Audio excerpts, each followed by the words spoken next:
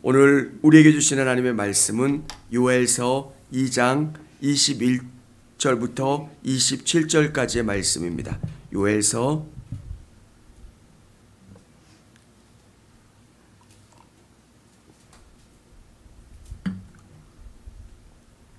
제가 한 절 읽고 우리 성도님들이 한 절 읽도록 하겠습니다. 땅이여 두려워하지 말고 기뻐하며 즐거워할지어다. 여호와께서 큰 일을 행하셨음이로다.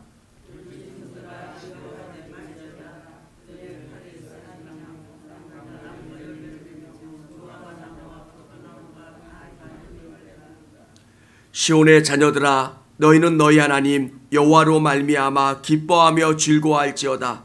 그가 너희를 위하여 비를 내리시되 이른 비를 너희에게 적당하게 주시리니 이른 비와 늦은 비가 예전과 같을 것이라.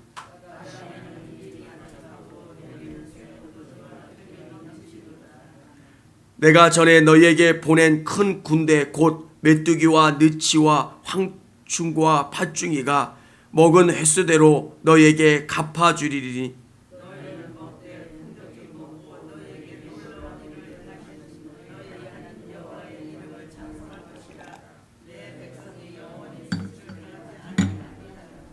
같이 읽겠습니다. 그런즉 너희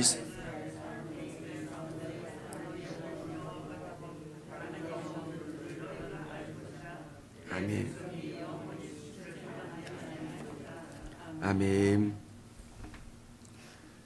요엘서 하면 메뚜기의 재앙이 생각납니다.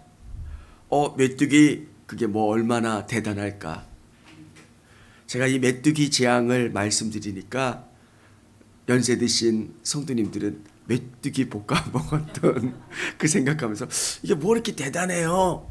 라고 생각을 하는데 지금 뭐 그 아시아나 아프리카나 중국에 보면 이 메뚜기 때문에 엄청난 재앙을 경험하고 있습니다. 한두 마리가 아니라 하늘이 까말 정도로 그렇게 메뚜기떼가 지나가고요. 메뚜기가 지나간 그곳에는 곡식이 남아있는 게 없을 만큼 완전히 뭐 이 파란색은 다 갉아먹어서 야 진짜 성경에서 이야기하는 메뚜기가 보통이 아니구나. 이 메뚜기가 4가지 종류로 설명이 되고 있습니다.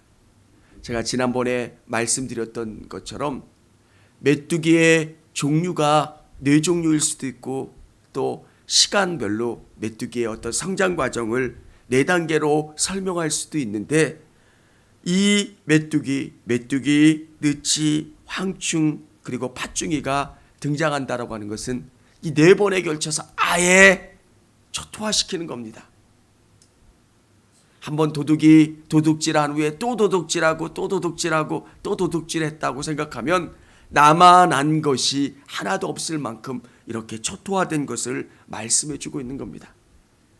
하나님께서 이 메뚜기 재앙을 통해서 이들에게 깨닫게 해주시고 느끼게 해주시려고 하는 것은 너희가 여호와께로 돌아오라는 것. 이스라엘 백성들이 이제 우리 살만하다, 행복하다, 기쁘다 생각하는 그들에게 하나님께서 메뚜기 재앙을 통해서 하나님이 없는 인생이 어떤 모습인가를 깨닫게 하시고 회개케 하시는 모습입니다. 사랑하는 여러분, 오늘 하나님께서 이들에게 말씀하시는 이 고난을 통해서 이들이 뉘우치고 하나님에게로 돌아오기를 원하신 겁니다. 이스라엘 백성들은 메뚜기 재앙이 끝나면 이제 하나님이 우리를 회복시켜 주실 거야, 잘 될 거야 생각을 하는데 요엘은 그렇게 이야기하고 있지 않습니다. 메뚜기는 궁극적으로 이들에게 나타날 엄청난 재앙을 상징하는 것뿐입니다. 궁극적으로 유다는 바벨론에 의해서 멸망하는데 이 메뚜기 떼들이 올라오는 것이 이 군대가 올라오는 것처럼 묘사하고 있습니다. 하나님께서 궁극적으로 이 메뚜기 재앙을 통해서 너희가 어떻게 심판받을 건지 어떤 고난과 어려움이 있을지를 알려주고 계신 겁니다. 사랑하는 여러분, 우리가 잊지 말아야 되는 것은 하나님이 때리실 때 그 때림은 우리를 멸망으로 이끌어가기 위함이 아닌 겁니다. 때로는 우리가 어떤 일을 경험할 때 정말 그 일들이 잘 안 되고 어려움을 경험할 때 우리는 원망할 때가 참 많이 있습니다. 하나님 왜 이렇게 됩니까? 하나님은 우리에게 선함으로 이끌어 주시고 좋은 것으로 이끌어 주시는 그 하나님이심을 여러분이 깨닫고 아시기를 바랍니다. 오늘 이들에게 하나님께서는 말씀하십니다. 옷을 찢지 말아라. 정말 너희가 찢어야 될 것은 마음이라는 것. 하나님 잘못했어요. 입술로 이야기하는 것이 아니라 좀 하나님 앞에 통회하고 하나님 앞에 누이치고 다시금 돌아서는 모습들. 평양 대붕도 회개로부터 시작됐습니다. 정말 우리가 하나님 앞에 올바로 선다면 하나님 내가 잘못했습니다. 그러면 그 하나님께서는 우리에게 회복을 주시고 다시 감싸주는 하나님이세요. 우리 하나님은 어떤 분이시냐면 우리가 잘못했음을 인정할 때 우리의 과거의 죄를 묻지 않으시고 싸매주시는 하나님이세요. 이스라엘 백성들이 하나님 앞에 하나님 잘못했습니다. 하나님 용서해 주십시오 라고 고백하고 돌이켰더라면 이들은 달라졌을 겁니다. 오늘 하나님께서 어떻게 이들에게 회복시켜 주시고 역사해 주시는지를 말씀해 주고 계십니다. 우리 유병훈 집사님도 수술이 잘 끝났다라고 연락이 왔습니다. 우리 기도해 주시고 함께 해 주신 우리 성도님들께 감사드리고요. 수술은 그게 중요한 게 아니라 회복 기간이 더 중요해요.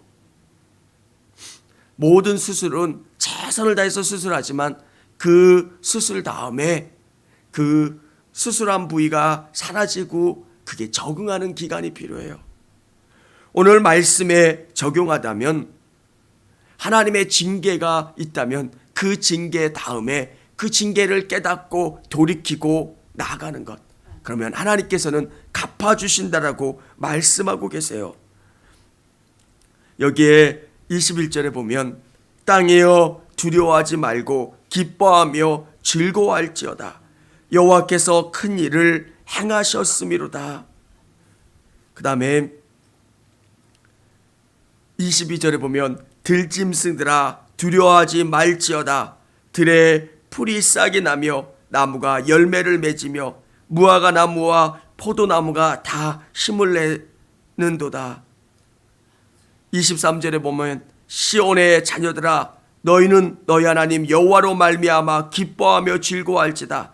그가 너희를 위하여 비를 내리시되 이른 비를 너희에게 적당하게 주시리. 이른 비와 늦은 비가 예전과 같을 것이라. 왜 땅의 이야기를 할까? 이게 하나님이 회복시켜 주시는 것에 대한 시적인 표현이 들어 있습니다. 땅. 왜 땅을 이야기하고 들짐승을 이야기할까? 이스라엘 백성들이 범죄함으로 말미암아 그 땅이 고생했다는 이야기입니다. 하나님이 진짜 치시려고 하는 것은 이스라엘 백성들인데 괜히 메뚜기가 등장함으로 말미암아 이 땅이 고생을 하는 거예요.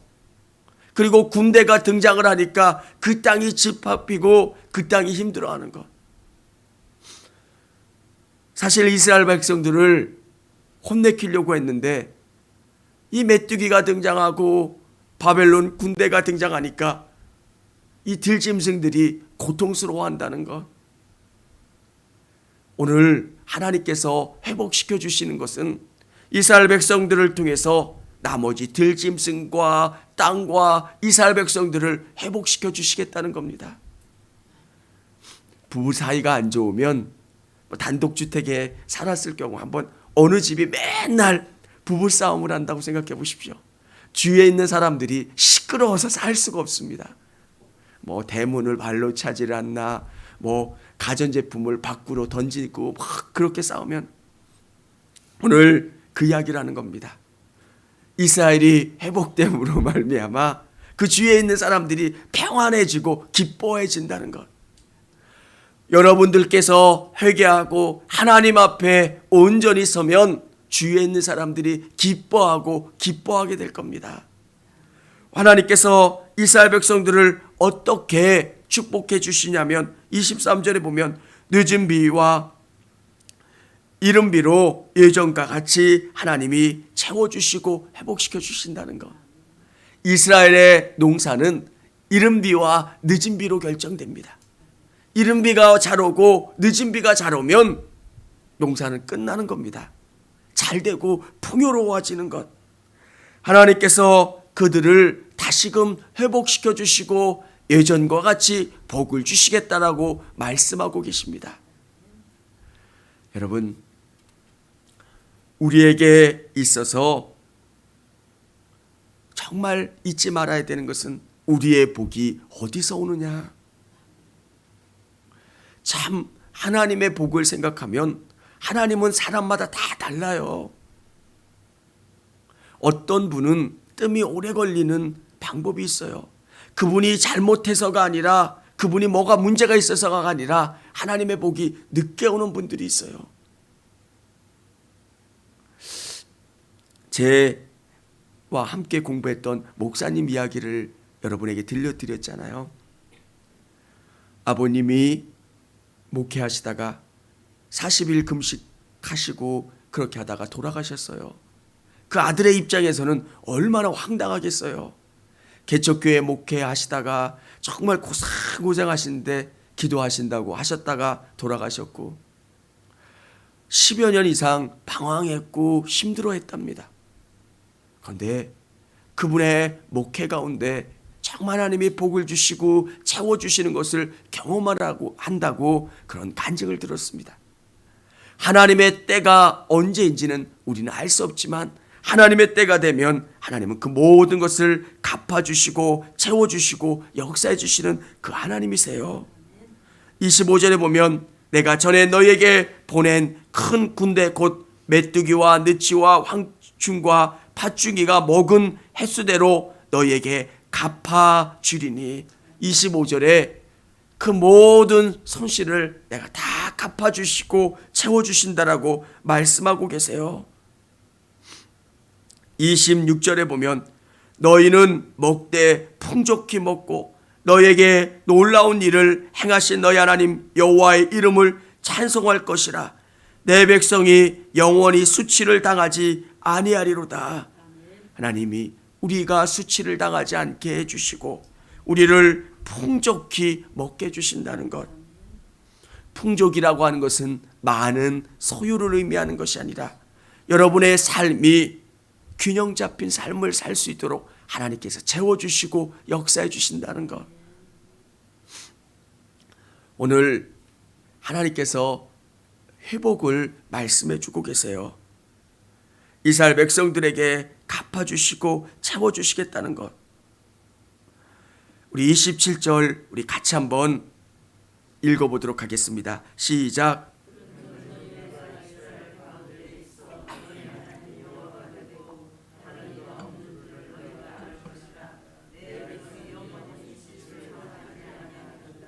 아멘.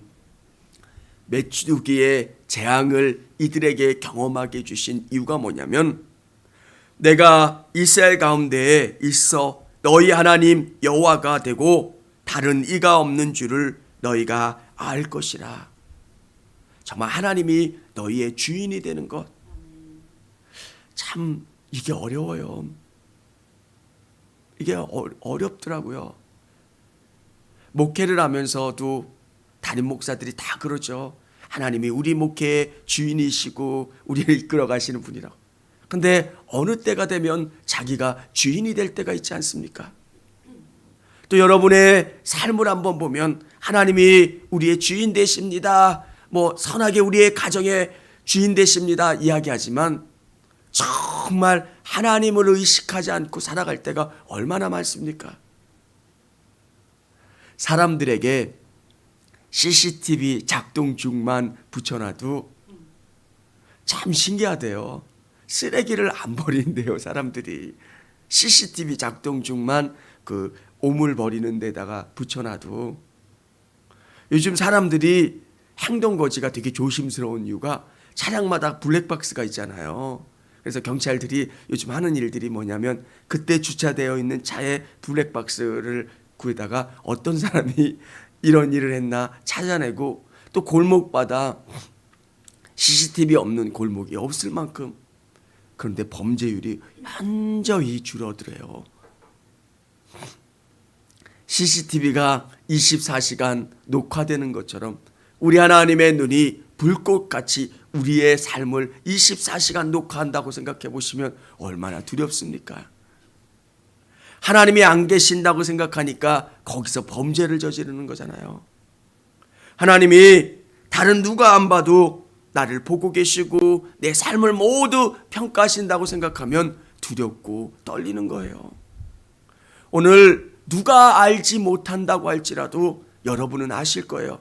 내 삶의 주인이 누군가. 내 사업체에, 내 삶의 모든 것의 주인이 되시는 그분. 여러분이 정말 승리할 수 있는 것, 그것은 하나님이 여러분의 삶의 주인 되도록 하는 것. 내 사업체를 하나님이 경영해달라고, 우리 교회를 하나님이 담임해달라고, 내 삶에 그분이 주인 되어달라고. 복의 근원은 그겁니다. 정말 잘 믿는 사람들, 하나님의 복을 소유하는 비결은 하나님을 내 삶의 현장 가운데 동행하고 함께하는 거예요. 하나님, 내가 경영하는 이 사업장 가운데 하나님이 주인 되주시고 사회장 되주세요.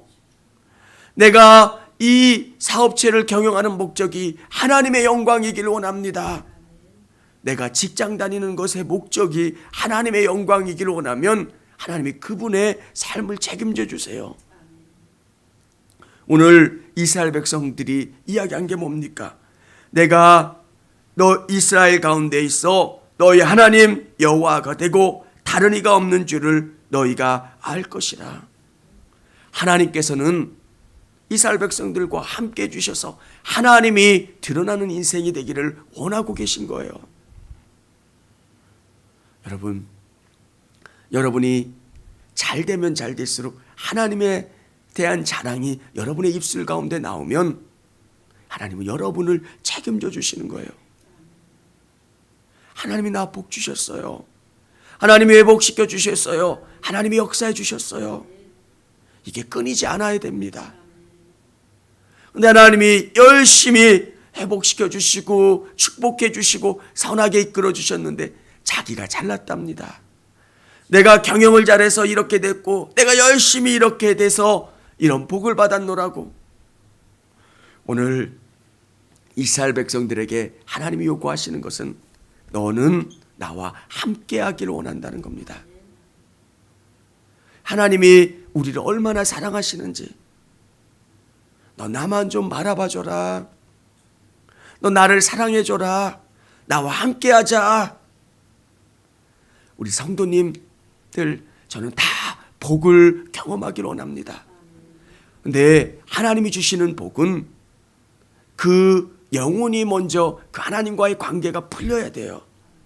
영혼이 잘됨같이 범사가 잘되고 강건한 복.